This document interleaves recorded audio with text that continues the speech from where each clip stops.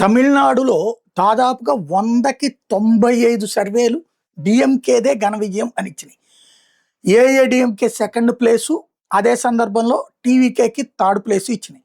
ఒక్క ప్రదీప్ గుప్తా సర్వే మాత్రమే తమిళనాడులో విజయ్ అదే గెలుస్తాడు, సీఎం అవుతాడు అన్నటువంటిది ఇచ్చుకొచ్చింది. అదే సందర్భంలో డిఎంకే సెకండ్ ప్లేస్ ఇచ్చింది, అక్కడ కూడా ఏఐఏడీఎంకే థర్డ్ ప్లేస్ ఇచ్చింది. కానీ సీన్ చూస్తే కంప్లీట్ రివర్స్, దారుణ పరాజయ పరాభవం దిశగా అడుగులు పడుతున్నాయి.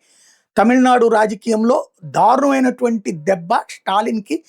ముఖ్యమంత్రితో పాటుగా అనేక మంది మంత్రులు, దాదాపు 23 మంది మంత్రులు ఓటమి దిశగా ఉండటం అన్నటువంటిది సంచలనం సృష్టిస్తోంది. ఉదయనిధి స్టాలిన్ కూడా ప్రతిఘటన ఎదుర్కొంటున్నటువంటి పరిస్థితి.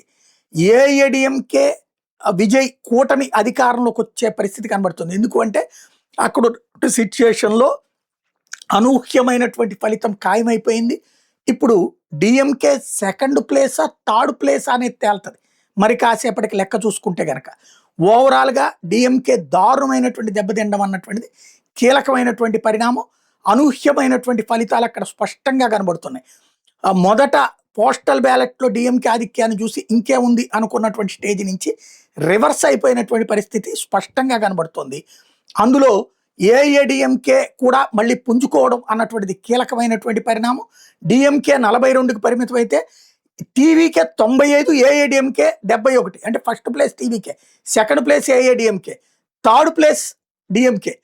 ఇప్పుడు డిఎంకే విజయ్ కన్నా మద్దతు ఇచ్చి బయట నుండి అధికారం తీసుకోమని చెప్పాలి, లేదా ఏఐఏడీఎంకే టీవీకే కలిపి ముఖ్యమంత్రి పదవిని షేర్ చేసుకోవడం కానీ, లేదా విజయ్కి ముఖ్యమంత్రి ఇచ్చి పళనిస్వామి డిప్యూటీ సీఎంతోనన్నా నడవాలి.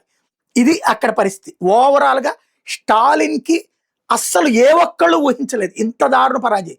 థర్డ్ ప్లేస్కి వెళ్ళిపోతాడు అన్నటువంటి సెకండ్కి ఊహించారు, కానీ థర్డ్ ప్లేస్కి వెళ్ళిపోతాడు ఊహించాల. ఏఐఏడీఎంకే గెలుస్తాని ఎవరూ అంచనా వేయలేదు, కానీ ఏఐఏడీఎంకే సెకండ్ ప్లేస్కి వచ్చింది. DMK 42, AIADMK 72, TVK 95, others 1. ఇది 210 స్థానాల దగ్గర లెక్క చూస్తే కనబడుతున్నది.